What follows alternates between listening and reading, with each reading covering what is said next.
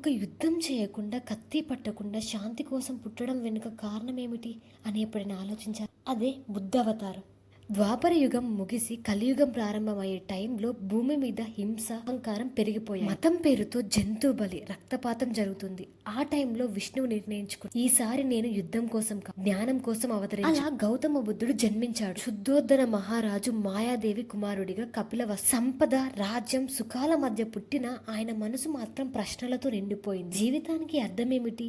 ఎందుకు బాధలున్నాయి? ఒక రోజు ఆయన సత్యాన్ని వెతుక్కొని రాజ్యాన్ని వదిలి అడవులో తపస్సు చేస్తూ, ఆ తపస్సు ఫలితమే బోధి వృక్షం కింద జ్ఞానం. ఆయన ఏం తెలుసుకున్నాడంటే, బాధకు మూలం మన ఆశలు, మన అహంకారం. ఆ ఆశలు విడిచినప్పుడు మాత్రమే మనిషి నిజమైన శాంతి పొందుతాడని. అందుకే బుద్ధుడు ప్రపంచానికి ఒక విషయం చెప్పాడు: హింసతో కాదు, కరుణతో ప్రపంచాన్ని మార్చొచ్చు అని. ఇదే విష్ణువు బుద్ధుడుగా అవతరించిన అసలు ఉద్దేశం. బుద్ధుడు చెప్పిన నిజము: శాంతి ఎక్కడ వెతికినా దొరకదు, అది మనలోనే ఉంటుంది.